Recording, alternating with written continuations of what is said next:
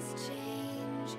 Our roads were lined with adventure, mountains in the way couldn't keep us from the sea.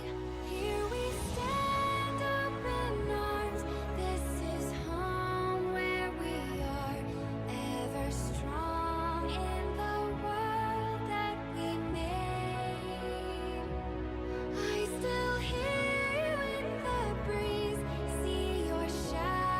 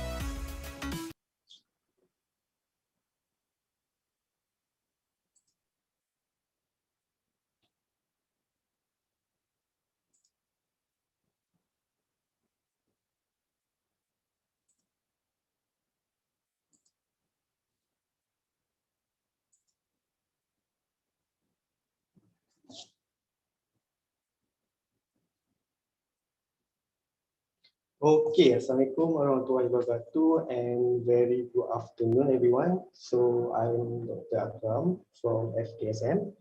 So today I would like to have a little bit maybe discussion or talk about indication of maturity and readiness for DF investigation, especially in IR 4.0. So I'm sorry that I couldn't share the slide with with everyone, but if you are interested, I think the team also share the link for the paper actually, because we are going to discuss or are going to talk about the paper that the project has been conducted by my student on the maturity index. However, today I would like to talk about, I will not cover the overall maturity index because I think it's a bit huge topic. So maybe I will focus on more towards indicator. So I hope everyone can bear with me during the session, okay? So as we know, currently we are in IR 4.0. So we can see a lot of technology implemented, such as we can look into cloud, we, we, we can find about big data, and then we also have cybersecurity as one of the domain in IR 4.0. We also have IoT, smart device, and so on. So this thing is actually give some beneficial to us in terms of how we're going to communicate, in terms of our work become more productive and so on. However, at the same time, cyber criminal, or we can also malicious user can also use this mechanism to actually this technology to attack or to do their activities, such as they can do thief, cyber attack, and so on. So that's why I think it's proper for digital forensic practitioner or organization to actually have their own digital forensic maturity to check and balance whether they actually mature enough to actually tackle the problem in digital forensic. So when we're talking about crime, cybercrime or any kind of crime, so we talk about cybercrime, there are two types of cybercrime. So the first one is actually dependent crime, which actually the crime that has been conducted, that has been implemented by using the computer system or any devices such as malware, malware attack, DDoS, and so on. That is kind of cyber dependent crime. And we have another kind of crime, which is more traditional crime that use computer as assistant, such as theft. We also have gambling, smuggling drug, and so on. So this is some sort of crime, traditional crime that has been using the computer or devices to actually assist their activities. So when digital forensic actually talk about investigation, what they are particularly focused on is to get the digital evidence or evidence itself.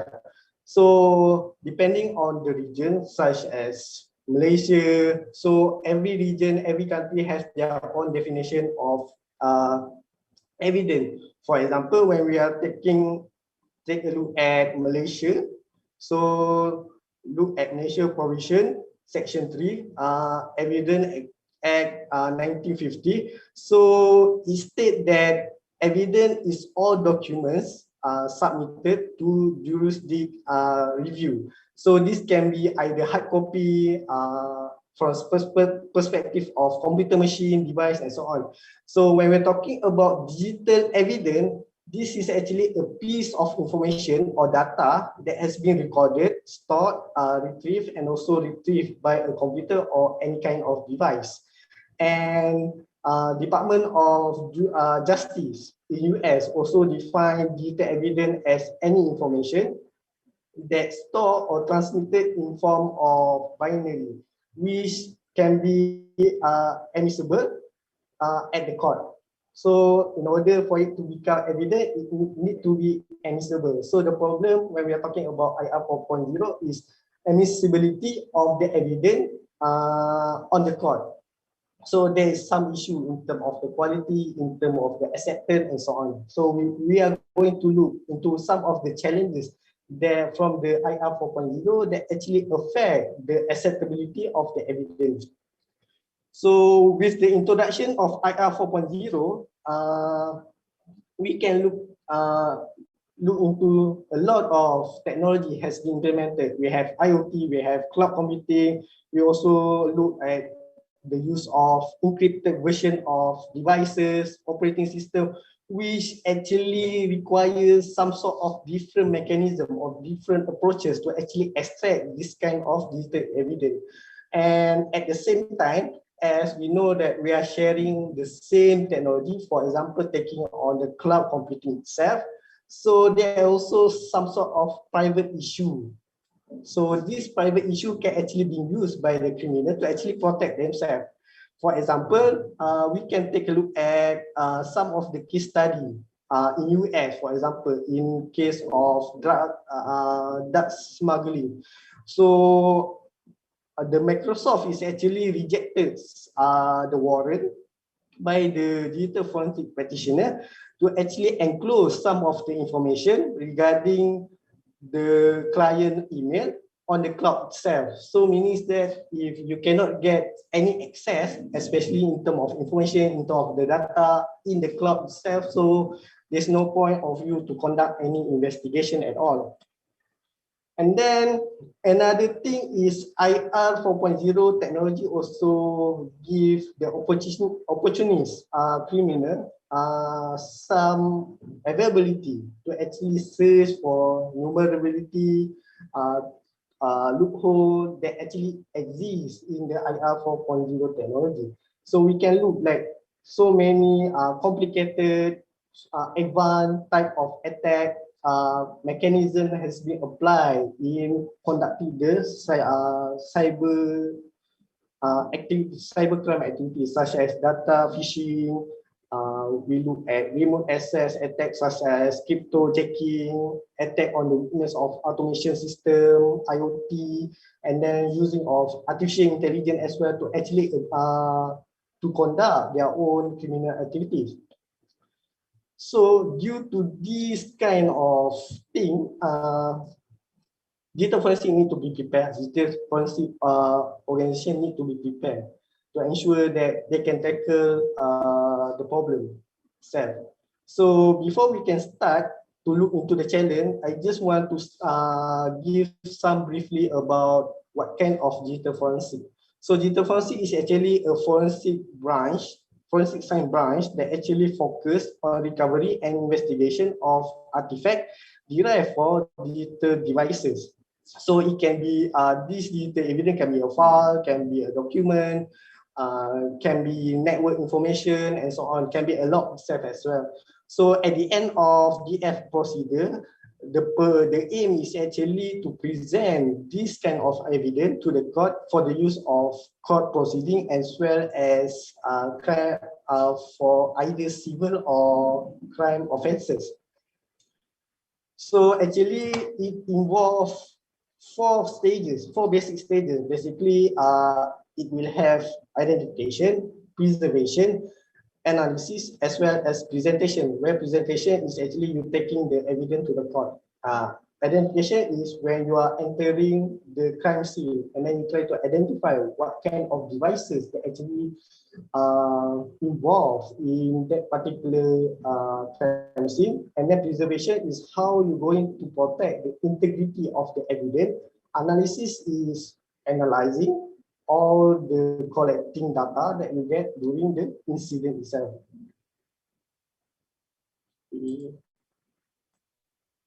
So currently, back in 2010, the issue in terms of backlog, in terms of huge amount of data has been rise, and it actually has been amplified by the technology of IR 4.0 itself, because we know that When we are talking about IR 4.0, we have cloud, we have IoT. IoT, we have billion of devices that has been embedded, has been used. So the way that the process itself in digital forensic might be changed.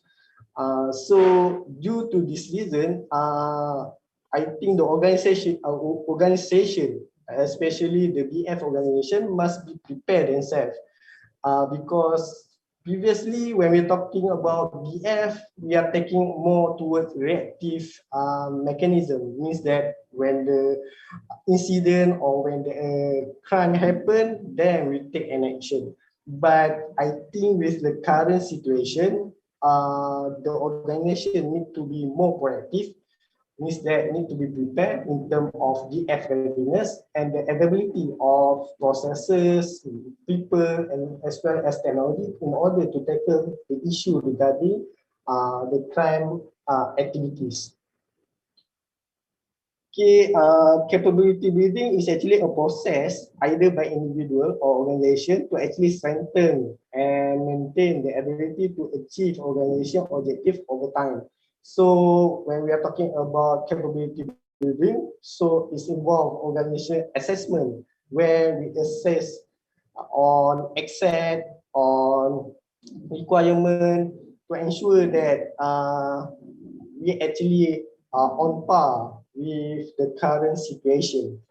And one of the component in capability building is maturity level assessment, where this assessment is actually to improve the process area by measuring and comparing the capability before and after. Okay. So before we talk about the challenges in digital forensic, especially in IR 4.0, let's take a look at some of the issue regarding on cybersecurity in IR 4.0. As we know that when we are talking about cybersecurity in IR 4.0, so we are talking about the CIA triad, which is confidentiality, integrity, as well as availability of each the processes, the data, and so on. So the meaning of this CIE is actually to ensure that the sensitive information remain confidential, accessible only to the authorized entity, and available when the owner wish to access this kind of information. So in terms of when we're talking about digital forensic, there is some like a contradict between cyber security as well as digital forensic, because in digital forensic you want to get as much as possible data to help you to actually build up the evidence itself. But in terms of cyber security, you need to defend, you need to protect some of the information. That's why some of the mechanism in cybersecurity itself can become anti-forensic for the digital forensic processes. So when we look at the IR 4.0, we look into IoT, we look into cloud computing, as well as some derivatives from the technology inside the IR 4.0 itself, which is blockchain. So in terms of IoT, I'm sure everyone already know what IoT is all about. It's actually Internet of Things. It's about transferring and sharing data between object and human. So it involves three types of communication between human and human, human and object, as well as object and object. So in terms of architecture, when we're talking about IoT, it has three layers, which is the first one is perception. Is actually locate all the sensors to collect the data. Second one, network, which is to communicate, to transmit the data, the collected data to the application or to the device. And last but not least is application itself, which the application is actually communicate between the data and also the user. So by talking about these three layers, we can see that there are different kind of data is actually passing through each of the layer, and these data can actually carry a lot of information, and in terms of data forensic it can be very beneficial, especially when they want to know what actually happened during the cases.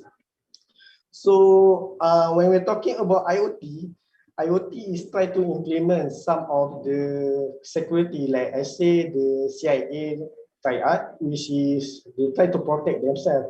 So when they try to protect some of the information, that kind of information, as we know, when we're talking about IoT, the size is very small, very limited resources. So in order to get the non-volatile data is very impossible. Hence, it can generate some challenges on uh, doing the analysis itself. And then in terms of the perspectives as well, it's hard to actually detect, verify the authenticity, and also retrieve the required artifact from the IoT, because we don't know where actually the IoT is actually situated, the location, how many, and then is there any small size and so on. So we are going to take a look at this kind of challenges as we move on. Okay. So in terms of cases regarding on cyber security issue, we can take a look at in 2016, for example, the Myrai attack on the botnet and so on. So we know that when Myrai attack happened, so there are some access to famous server is unable, such as for example Twitter, Netflix, and then CNN and so on. So it's recorded about 600,000 infection during that cases. So how does this happen? So the modus operandi of Myrai is actually by scanning the internet communication. So finding all the connected devices, IoT, and then check on the security vulnerability, and through this vulnerability, if they found any vulnerability on such IoT, they try to compromise it and then launch it as a botnet. So once it becomes the botnet, it will launch the attack to the network and disable all the servers in the internet access.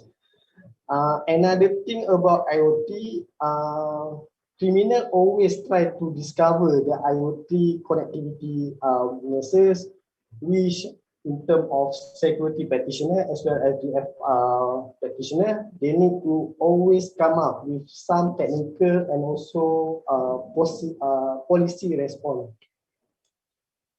In terms of cloud, I think now cloud computing is become more general to everyone. Everyone has using the cloud. It's a good technology, but at the same time, it can also affect in terms of the security issue. It can also develop some security issue as well. For example, as we know, we have numbers of cloud models, such as we have Internet of Infrastructure as a Service, Platform as a Service, Software as a Service. So these models have different kind of control in terms of from the user perspective. So normally we put all the trust to the cloud provider to actually protect our data as well as manage our data. So in terms of the definition of cloud computing itself, is actually a model that enables the user to actually access sharing computer system with the minimum management and interaction effort in the continuous network communication. So means that as usual, user will have minimum management as well as integration. So when we're talking about cloud, we can actually divide the architecture into 9 layers. So we will have the application, data layer, and the runtime, middleware, operating system, visualization, servers, storage, as well as the network. So for each cloud computing model, they have different user control in each of the models. So means that when we're talking about infrastructure as a service, the user level of control is permitted from the application to the OS layer alone. So means that there are a lot of can be done.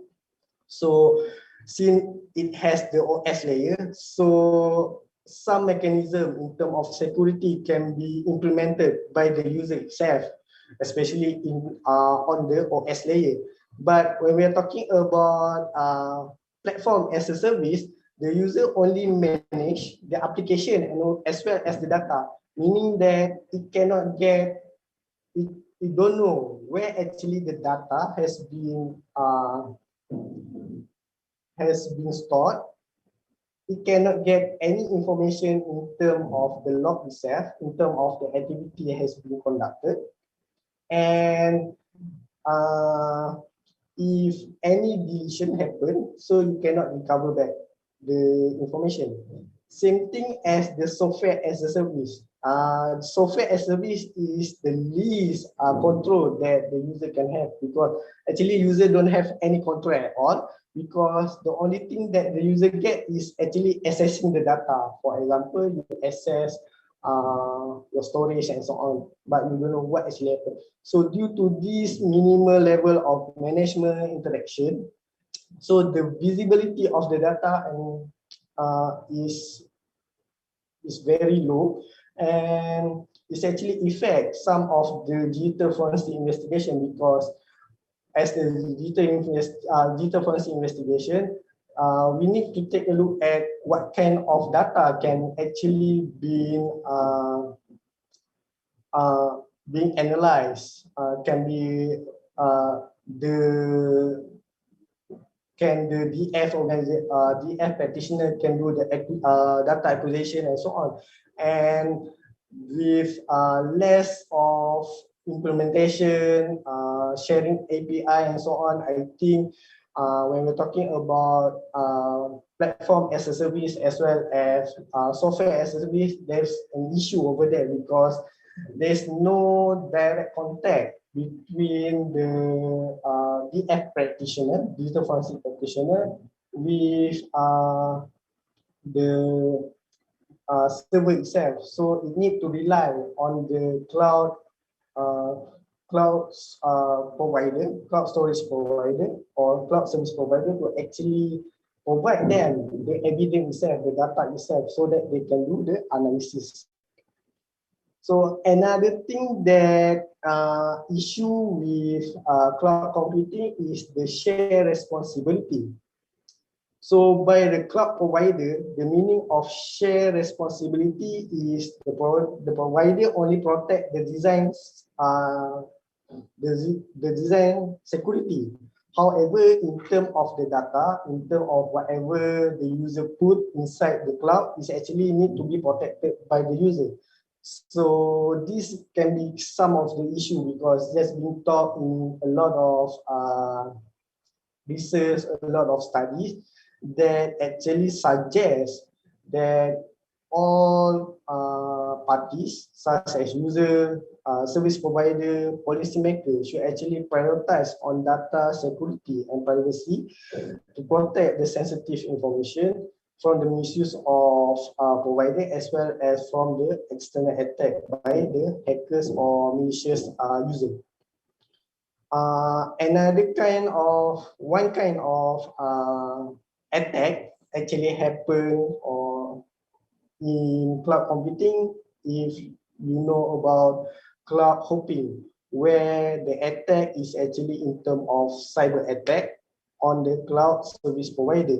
So this has been targeting some of the huge companies such as HP, IBM, Ericsson, Fujitsu. So the mechanism on how the attack happen is actually the attacker penetrate into accessing the cloud service provider using cloud infrastructure by jumping or hopping to the target, which is another. So it's actually try to access some of the information in government as well as industry to look into some of the sensitive and confidential information. So it's actually take control of lack. It's actually use the lack of control and data monitoring during the login of clients. So it's using the client credential and then subsequently access on the cloud computing provider server and then look into another customer infrastructure, and from there it can hook into another server itself. Okay. Next, in terms of blockchain, so blockchain technology is actually known as digital ledger, also referred as block, which actually share two-peer network using the consensus mechanism. So it actually apply a cryptographic technique, and the user can actually store and also update the data in the matching bracket chain without being compromised and also modified by the third party. The difference between the traditional this technology with the traditional data storage is that it has decentralization of ownership. So there is no specific authority that actually own the data block, starting from the creation, retention, as well as adding of the block. So it's actually based on the proof by the community to reserve the value and also the integrity of the data. So the principle using such a proof of work, where it's actually involved two-party consensus has been implemented. Uh, he said the purpose is actually to eliminate the need of third party to handle the data. So when we're talking about blockchain, there are some issues regarding on the cybercrime activity. For example, one of it is cryptocurrency, which is one of the example applying the blockchain technology. It has several advantages in terms of maybe it can low cost, faster transaction, so it provide room to crime and also misconduct. So we can see a numbers of incident as happened, for example, one crime and so on, which actually using the ransomware to actually gain the money from the victim. So previous study actually pinpoint that the challenges in the digital currency such as cryptocurrency is the increase of ransomware as well as illegal transaction of malicious services, especially in the darknet. In addition, when we're talking about blockchain itself, also some blockchain has their own weaknesses in storing private and also sensitive data. It's actually related to the public blockchain as well as blockchain with limited bandwidth and storage capacity, which lead to the penetration and as well as data leakage. Okay, so that is some of the technology regarding on IR 4.0 that might be related to DF investigation, because some of investigation may need the practitioner to actually do some analysis, investigate this kind of technology itself. So through systematic literature in our work, we found that this group of challenges can be put into a number of categories. So for example, the primary source of challenges, we can, it has a number of factors such as the nature of the current data, the use of anti-forensic technique, the existing training and skills development for digital forensic practitioner, and then the way on how the practitioner approach to handle the investigation. As we know, with the advancement of technology, there are several improvements has been made for the data itself. For example, it actually changed the way the data has been stored, the mechanism of storage, and then it also uh, some is also improved in terms of formatting. So we can look at proprietary formatting and so on in terms of the content as well as in terms of the condition of the data. So these all improvement actually give some difficulty as well as affect the investigation, the process, as well as the success of digital forensic investigation currently in IR 4.0. And in terms of nature of data, it will reflect in terms of issue and challenges in legal procedure, forensic skill set, as well as tool capability. Another finding from the literature on this work is actually we found out that the digital forensic uh, challenges is actually inherit the same issue as network forensic as well as smartphone forensic. However, it's actually amplify these challenges into several levels, which making the investigation more difficult. And another thing, we can also say that the challenges in cloud computing is actually a subset of challenges for IoT forensic side. So looking into the nature of the data, we need to understand that nature of data is very crucial for digital forensic investigation. The job of digital forensic practitioner is actually to translate the digital data into readable information, and if it's actually related to the case being investigated, they must interpret it as an evidence. So when we're talking about IR 4.0, we can see that its volume is actually keep increasing with the technology advancement.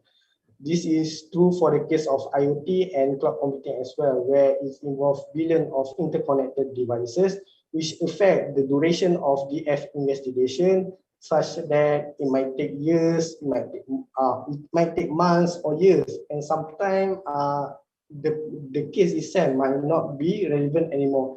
So in such of the cases, it actually create a backlog which actually impact on the timeline of criminal investigation as well as legal process.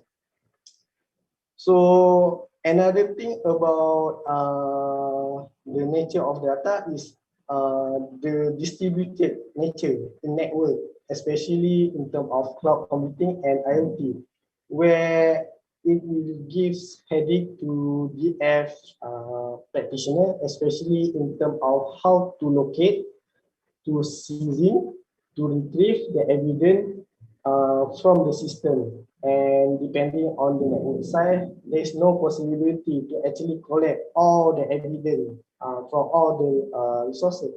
And as we know, when we're talking about cloud, when we're talking about IoT, we are dealing with network communication. So it involves network forensic. So in network forensic, data genuinity will actually become an issue because as the data become large, it will become it will not be manageable as well as practical to actually collect the whole of packet for huge network environment. And last but not least, we need to take a look at jurisdiction as well as different location. So this will affect in terms of the legal. It will give a legal issue in terms of the law which has been implemented in such country but has not been implemented in another country as well. So when all these issue or these characteristics actually coupling together, it's actually making hard to ensure that the investigation is actually forensically sound, means that it can be maintained in terms of chain of custody and it can be solved in timely fashion. So another thing like I already say just now is about the size. So the size itself might actually contribute in terms of how we're going to identify. As we know, when we're talking about digital forensic processes, identification is the first step for you, for the practitioner to actually get the information or the evidence. So when in the identification phases, there are two tasks need to be handled. The first one is to identify the device, which is actually relevant to the case, and then to discharge the irrelevant one from the case. So as the size becomes small and then volume is also increasing, so it will be complicated as well as time consuming to consider which one need to be identified as Elsevier. And then another thing, like I say, is about the data integrity, which play a crucial rules in ensuring the evidence is admissible on the court. So when we're talking about emergent technology in IR 4.0, the possibility to maintain the integrity of data and evidence becomes significantly issue, especially in digital forensic. Normally, cloud computing or any provider, they don't want to share information because they want to protect some of their clients. So this is also become issue for the data privacy as well. So in order for the work to happen, so the digital forensic practitioner need to understand, need to be prepared to make sure that the data in the cloud does not commingle with other user data, the one that they want to actually retrieve, and at the same time, the data itself must preserve some of the privacy of other client as well. So this is one of the issue for the digital forensic practitioner. So when we're talking about network forensic, so we are dealing with the network devices. So such devices is actually built with limited storage as well as no persistent storage. What does it mean is that all the data is actually volatile, means with large speed transmission as well as massive volume of data passing through these devices, there are possibility of overwriting on the historical data, which historical data might be beneficial for the investigation. So another issue in terms of nature of data is if we are talking about software, hardware error, malfunction of the system as well as malware attack. So this kind of issue might actually relate with how we're going to equip the information, the data from the device itself. So whether we can use, for example, traditional approach such as offline analysis, or we need to do live analysis, and this kind of mechanism have their own issue as well, such as some countries are not allowed the practitioner to actually do the live analysis, and some they might allow with proper documentation. So the DF practitioner must know about this kind of law as well as the processes to ensure that the whatever they did, whatever they done is actually acceptable by the law in such country. Another thing is in terms of the multi ownership in cloud computing. So we know that when we're talking about cloud, so the cloud can actually be used by legitimate user as well as by the criminal. So like I said just now, when we are doing the acquiring of the evidence to consider two considerations we need to make.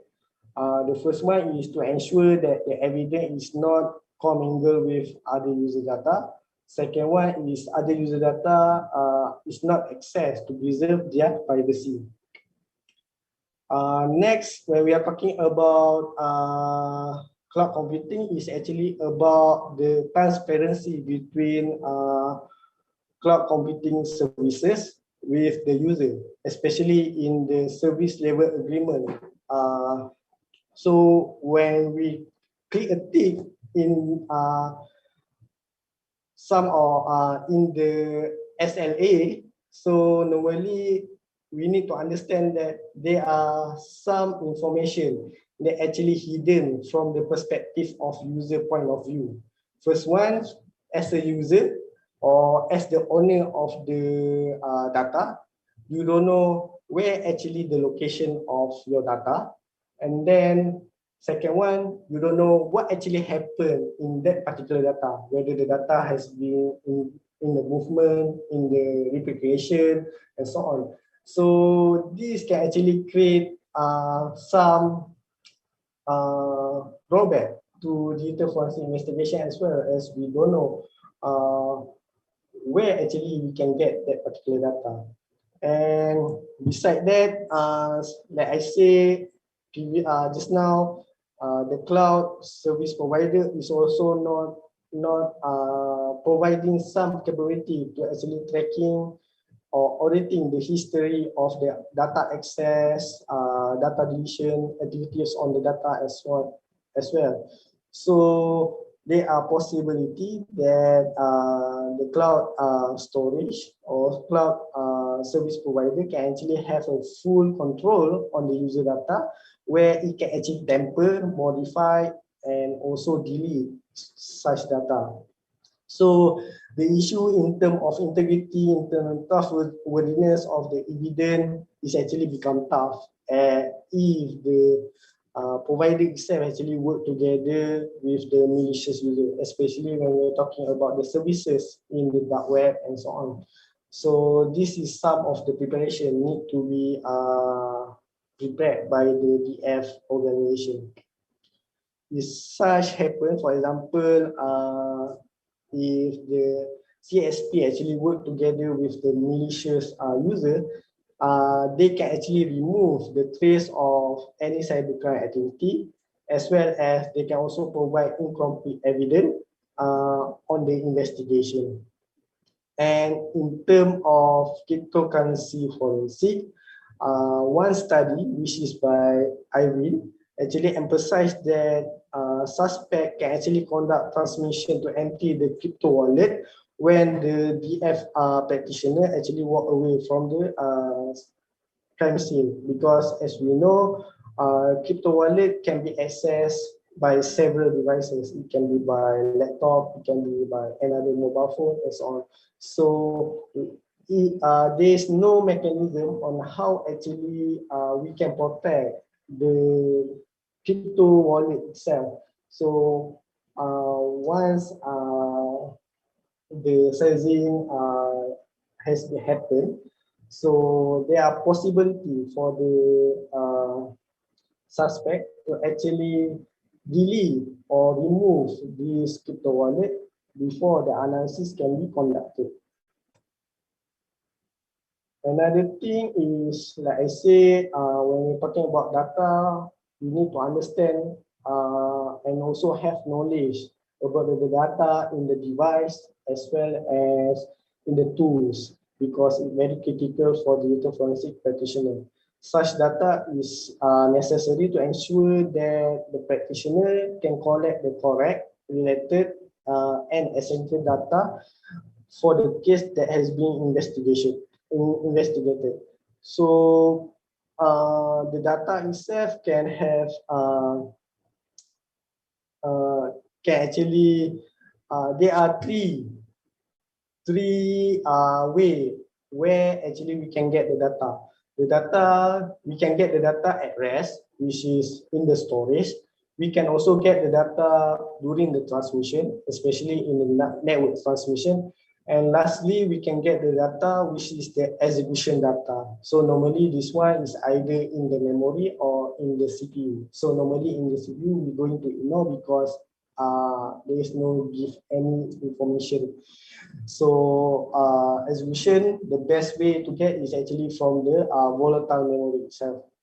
So in all these three phases, it can be represented by a numbers of factors such as type, format, content, condition, and accessibility. So the type and format is actually tell us whether the data is actually in structured or unstructured. If it's actually unstructured, it actually gives some ease to the VF organization because we can just have the template of structured format, and then from there we can get all what are the information. But when we're talking about unstructured, so here will be an issue because there are different mechanisms to be applied in order for us to do the analysis for the data itself. So for example, you need to apply data covering, searching for the keyword and so on. So it will create time consuming, more complicated and so on. In terms of content of the data, it actually represent the information that the system holds. So it can either be beneficial or it can not relevant to what the case has been investigated. So, and this data can actually be stored in terms of temporal information, process information, application, network, or other kind of information. Next, when we're talking about condition and accessibility of the data, it will determine the availability and also the required mechanism on how to obtain such data. So this representation is actually related to the level of volatility, proprietary, whether it's actually proprietary or standard form, and what kind of method we can use to actually access this kind of data. Okay, so now when we move on to the range of IoT technology, we can see that IoT technology actually can range from UAV, smart device, smart grid, smart building, as well as embedded digital devices. All this technology has their own mechanism, has their own way of storing the data and how we can interact with that particular data. So the most important thing that we need to understand when we're talking about the IoT is the boundary of where we can perform the investigation. When we are taking a look at the traditional computer or traditional network based system, so we can easily define the boundary line on which we are going to perform the investigation in terms of the number of device and also people that involved. But when we are talking about IoT, so the boundary can actually transfer from one layer to another layer. Taking, for example, the wearable devices, so it can actually, from body area network, can be transmitted into the wide area network, where when the user moves during the days and so on. So this also generates some complexity as well. And as we know, with limited resources, so depending on the usage, the data could be easily overwritten, resulting the losing information. Another issue regarding on IoT, we can see also in terms of SCADA investigation. So the study in one of the paper in 2013 by Zari. So the study says that the standard procedure for the DF is actually may fail in terms of doing the acquisition as well as processing the data due to 5 elements. First one is the proprietary in the protocol, because we know that the protocol is different with the existing network. So we need to understand the data structure of the protocol in order for us to actually get the information, translate the data itself into readable information as well. And then the high volume of the data and devices, type of data, type of devices, sorry, is actually the old version. So with no manual, no technical solution. So the only way that the practitioner can use is actually by reverse engineering, looking into possibility to get those data, and it's actually focusing only to the loading. So it means that it's based on historical data, but it does not give the actual data. And last but not least is the privacy issue. In terms of when we are doing investigation, whether the organization that we are investigated going to share the information or not. And when we're talking about smart devices, user can actually install, manage, and run a variety of applications. So some of the smart devices actually come from open source proprietary OS, which limit the method on how to implement the communication or locate the information. When we are doing the analysis on wearable devices, so there are a numbers of questions need to be answered, such as is the data being stored locally or in the cloud, or is it being encrypted, because this thing has different mechanisms, different approaches to ensure that the data can be securely retrieved from the devices, such that smart data can actually represent an anti-forensic mechanism for the criminal to actually hide their activity. Because if let's say they are using open source or proprietary OS, so special tools must be used in order for you to access to that particular information. So depending on the current tool capability, the tool must have the possibility to actually decode and also reconstruct the application data. Okay. So in terms of automation in vehicle like UAV, automation vehicle, it has also been an issue in terms of terrorists being used for accommodate their activities. So in such cases, although there are several studies which has been try to get an idea on how to retrieve those information regarding on the ownership of the car and so on, it still become an issue because in order for the success of the investigation, the DF practitioner need to rely on the vehicle residual data. So how we going to get that particular data from the vehicle itself? Let's say if the vehicle does not facilitate with a built-in forensic collection mechanism or collection tools, so the data ability as evident from those vehicles can be impossible. So again, it will affect the accessibility and as well as the investigation of the cases. And in terms of UAV, this is also, I think, interesting issue because even Malaysia ourselves, we also have cases regarding on UAV during the MCO period. For example, if you look into the news, last year, June 2020, there is one cases about drug smuggling between Singapore and Johor using the UAV. So UAV can also be some of devices which can be used by the criminal to actually conduct their crime activity. And as we know, there are some issues in order for us to actually identify the ownership of the UAV, because we know that the UAV is actually supplied with low power.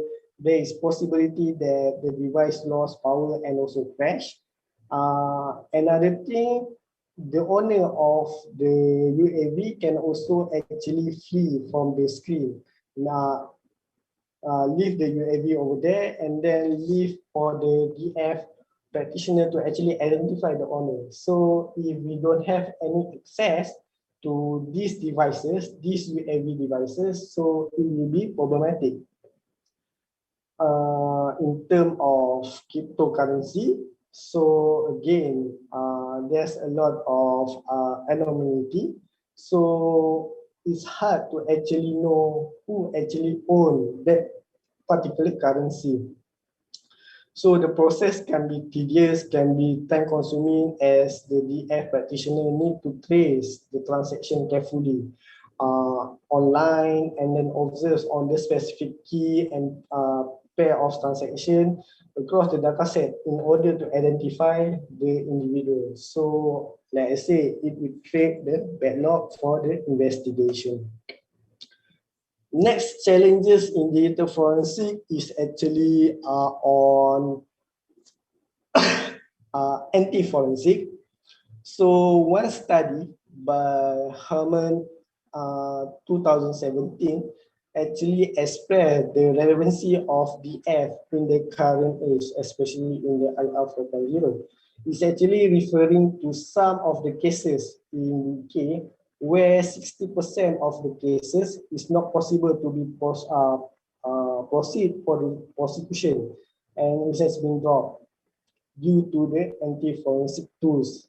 So the use of encryption, data authentication to protect the privacy by the criminal play massive role in actually protecting their activity from detecting and analysis. For example, the use of VPN connection give the criminal in terms of advantage. In this method, the information when the practitioner look into the network information, they can only get a port and also address. So such information will not be beneficial for the investigation, because it cannot pinpoint who actually the owner of that particular data. Another issue is about the current situation in terms of current education and so on. They are, as we can see now, as we are moving toward IR 4.0, the availability of resources in terms of the material, in terms of the tool, on cybersecurity, on digital forensic, actually give some awareness to the criminal self.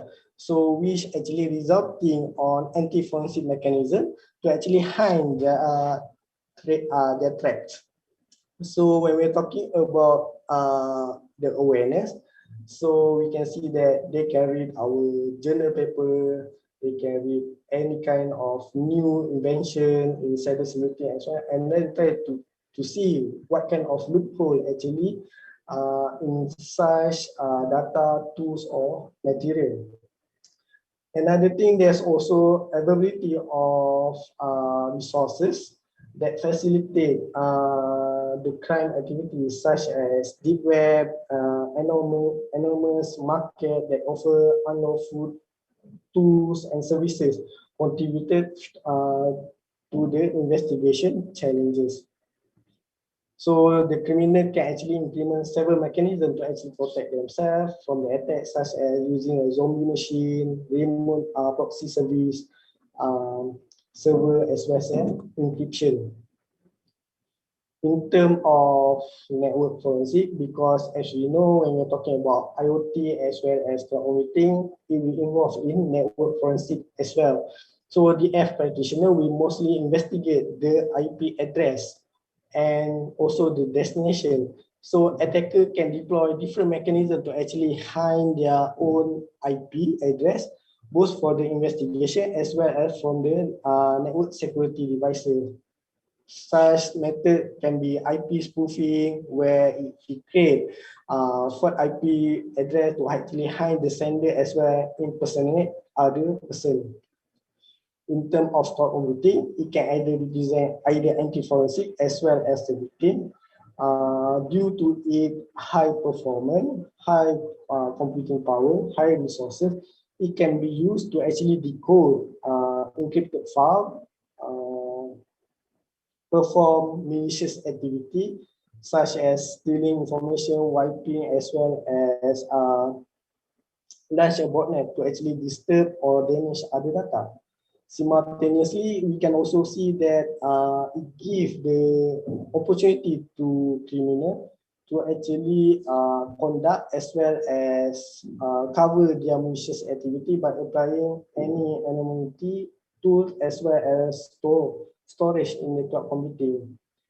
This is due to some of the mechanism used by the cloud service provider, where it only take very minimal information about the user itself. For example, the name of the user as well as the email, which can actually be being used where the criminal can actually create different name, different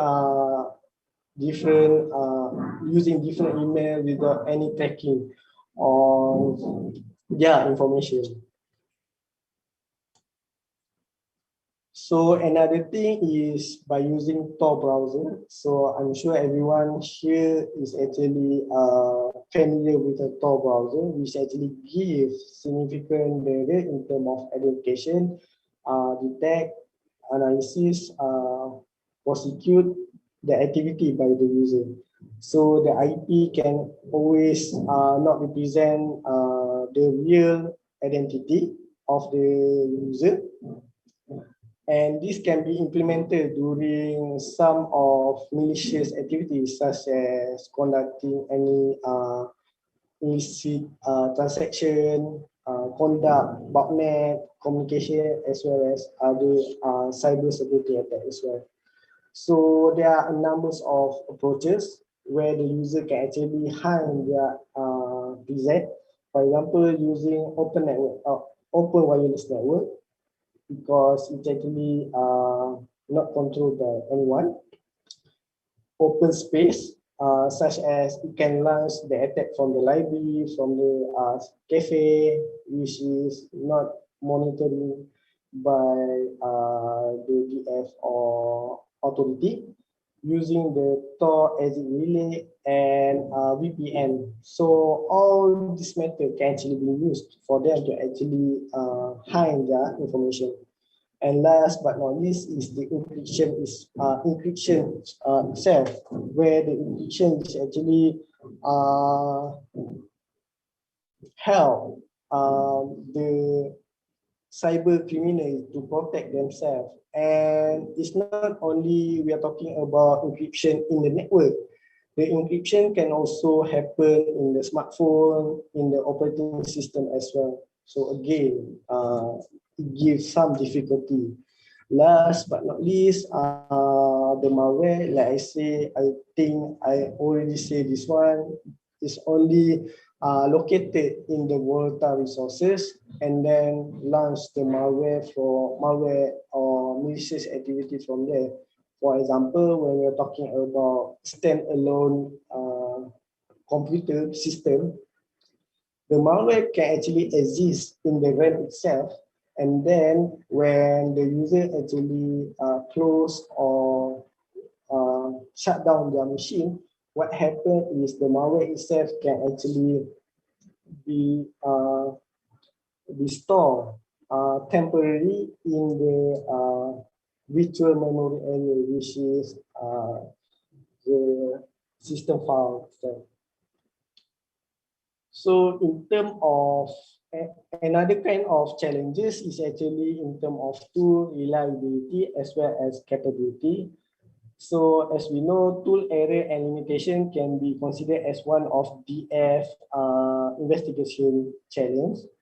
So as the DF practitioner aim to produce evidence, they will face difficulty in terms of to ensure the effectiveness of the tool and also how this tool can maintain its accuracy. So there's the term called tool limitation, which will lead to the user error in DF investigation. And this user error can actually come from, for example, if it's actually been conducted by untrained individuals, such as relying on the push button tools and then totally trust the tool itself. So it will also become an issue. Another thing that will be an issue is, let's say, as we know, the financial is also not going well. There's financial constraint. So some of the organization, the DF organization, might rely on free or open source tool.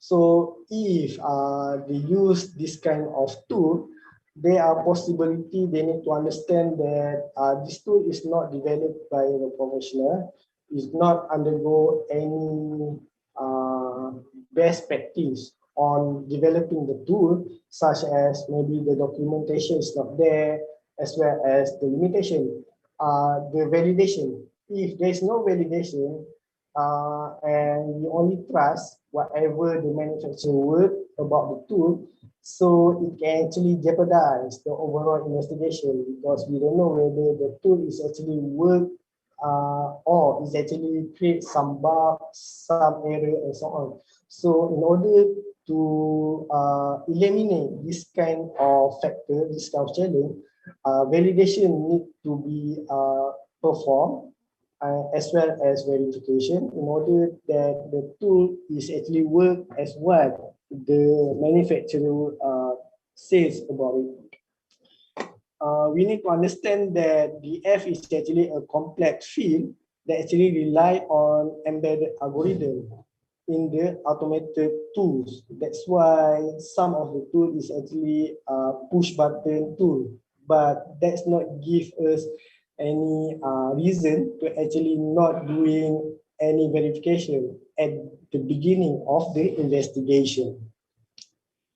Okay, so let's say if we are using such a tool without any proper verification, there is possibility that the process might generate incorrect output, where the practitioner might interpret the evidence incorrectly, inaccurately. Due to that, and again lead to compromise the overall investigation.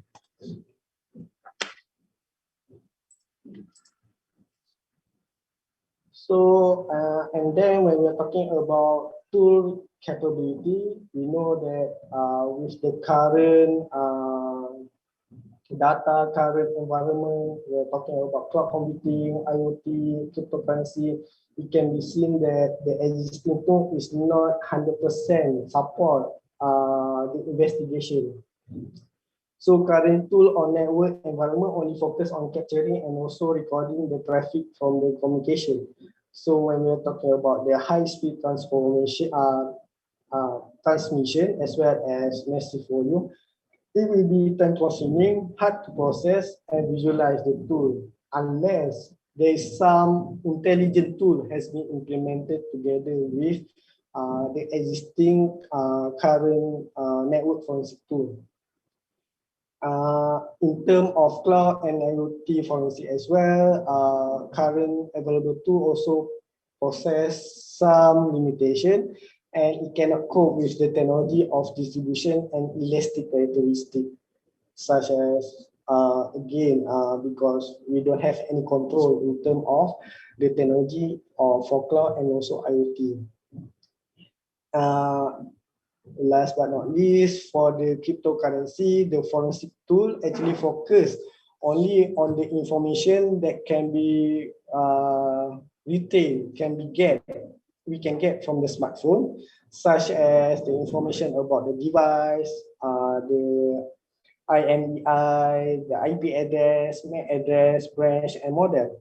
But in terms of application, it will actually create some problem issue, or because it cannot extract information from the application, especially from the crypto wallet itself. So it also create another issue when the DF practitioner want to do the analysis on cryptocurrency cases.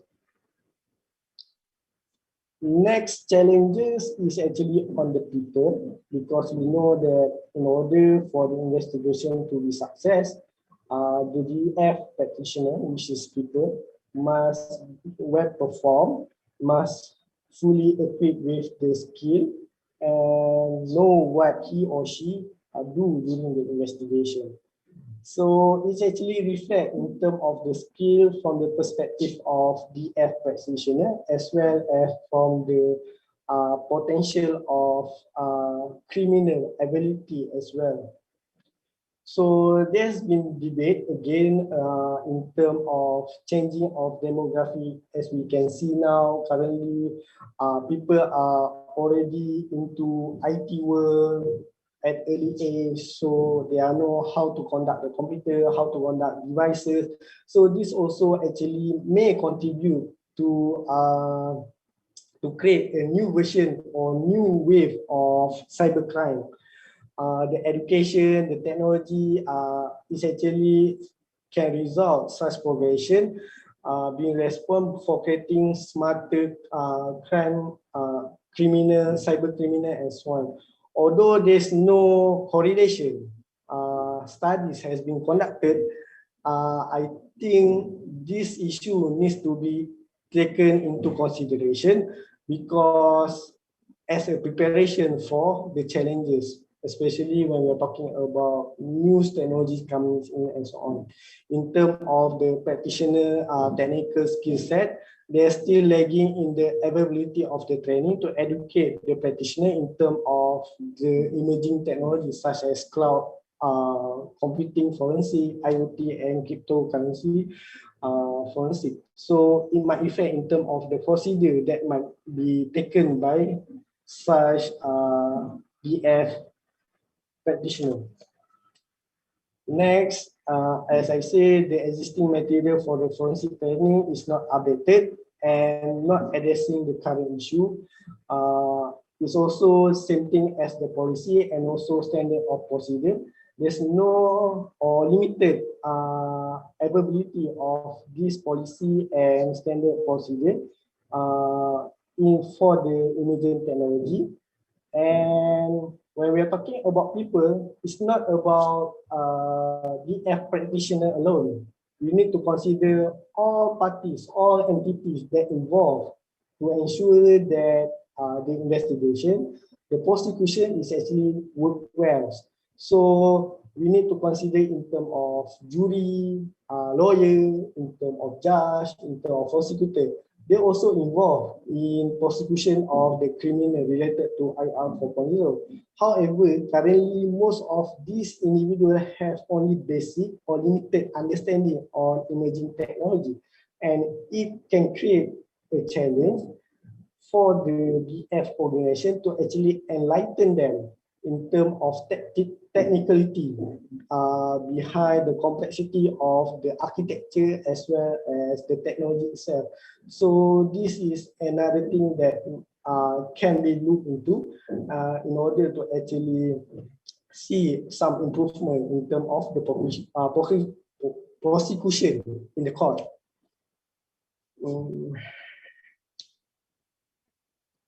Okay. Oh. Okay, I think is it too much?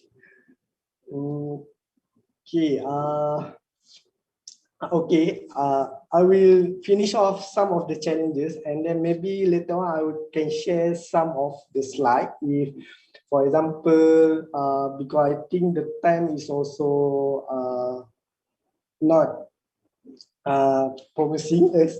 So okay.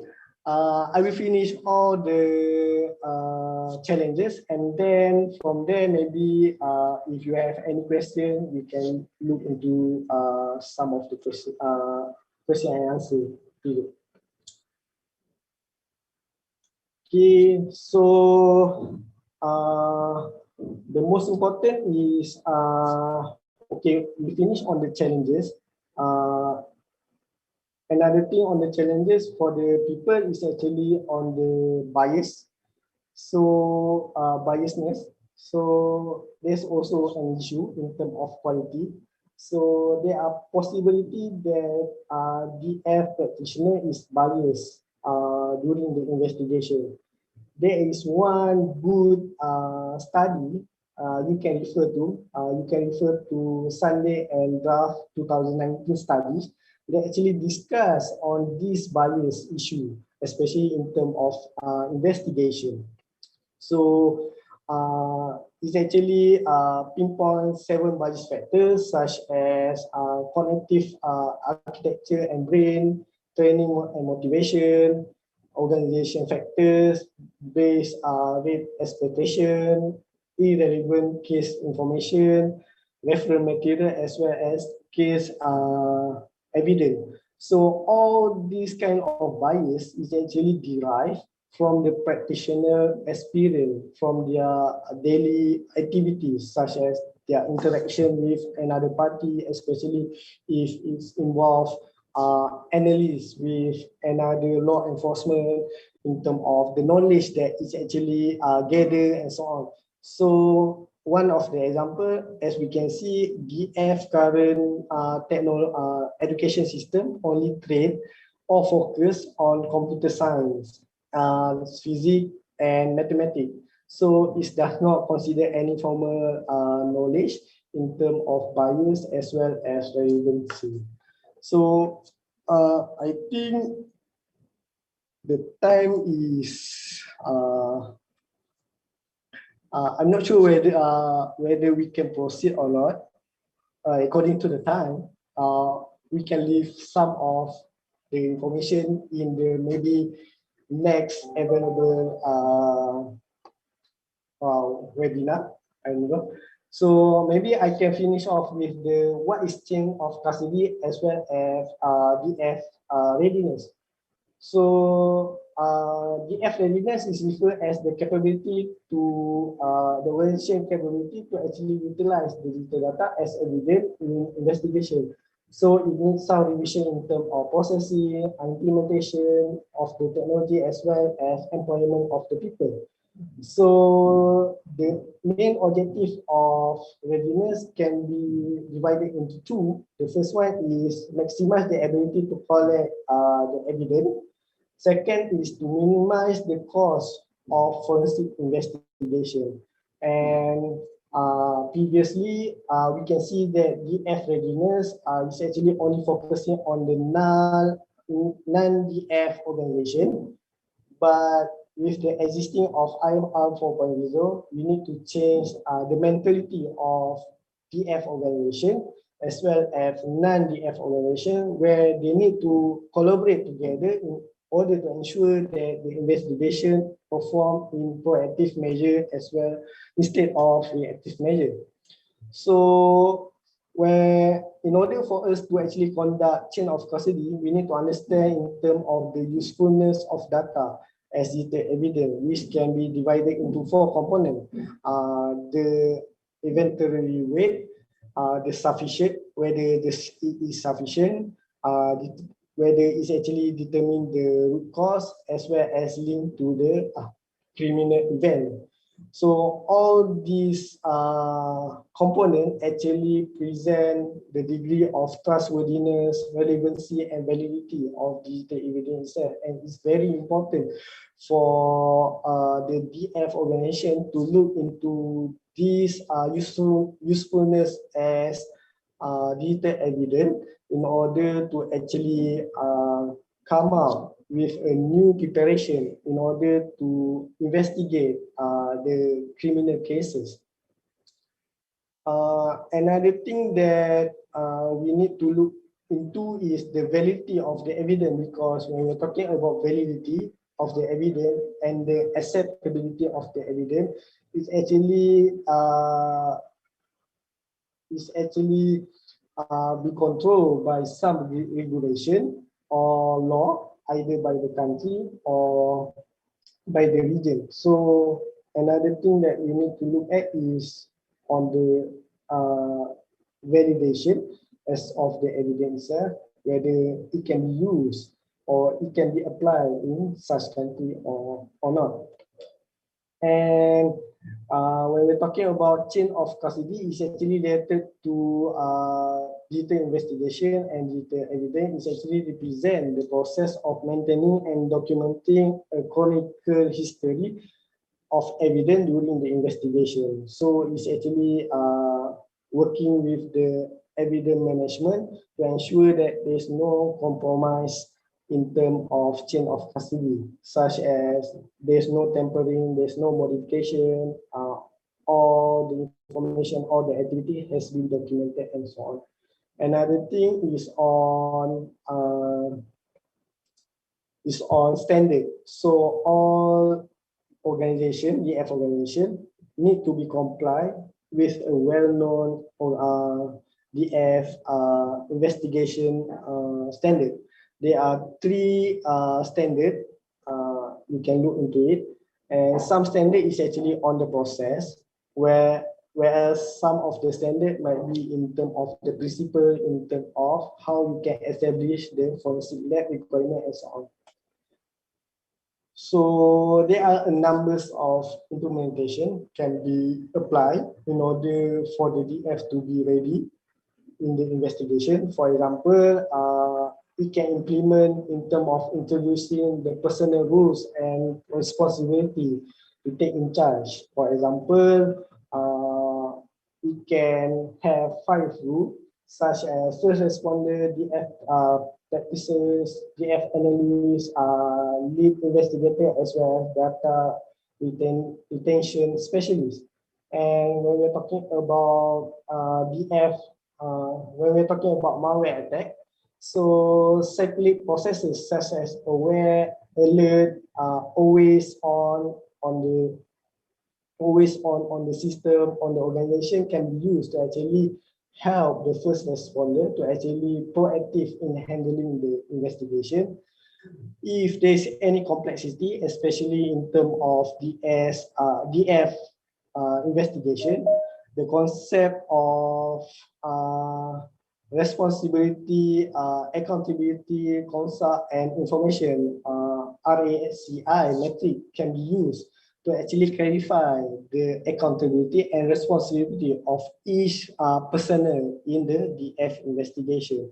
And last but not least, I think the policy itself can actually help in terms of government try to govern the process, people, and also technology, especially in helping to make the investigation easier and also solid.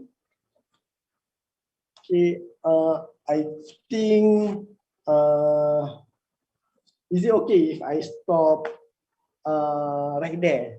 Because the time is like 4. Is there any question? Maybe I can answer from there.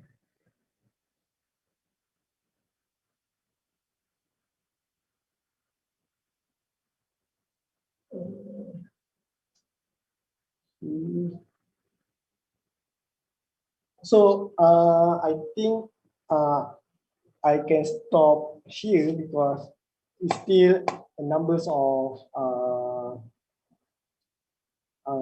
information, especially in terms of indicator. But maybe if you are interested to know more about it, you can actually contact me or contact my student, which is Mr. Faris, through if you by referring to the paper that we are sharing with you. And if you need the slide to make it more understandable and so on, please let me know so that I can share it with you. Okay. Is there any question?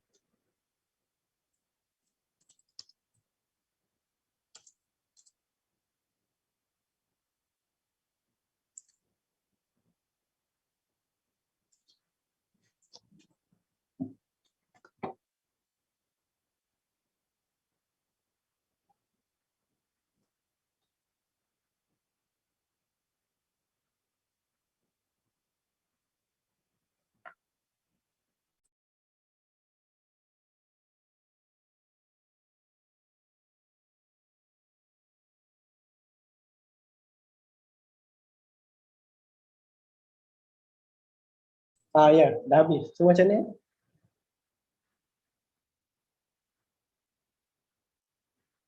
Sorry lah, tak tengok masa lah. Saya cakap lah. Sebab tak tahu how much time that it might take actually for the webinar, tapi tak apa lah. Itulah kalau kata dia orang nak lagi, bolehlah nak share apa information tu. Sebab banyak lagi, it's actually halfway baru sebenarnya.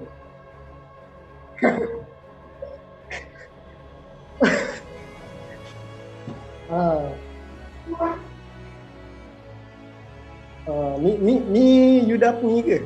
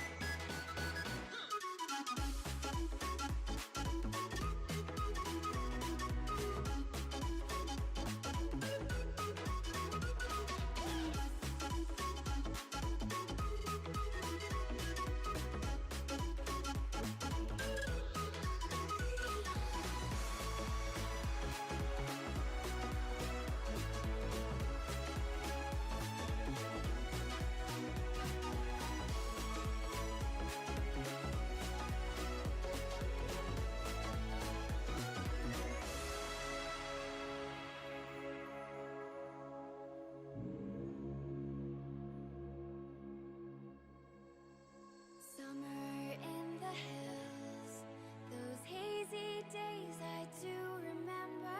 We were running still, had the whole world at our feet, watching seasons change.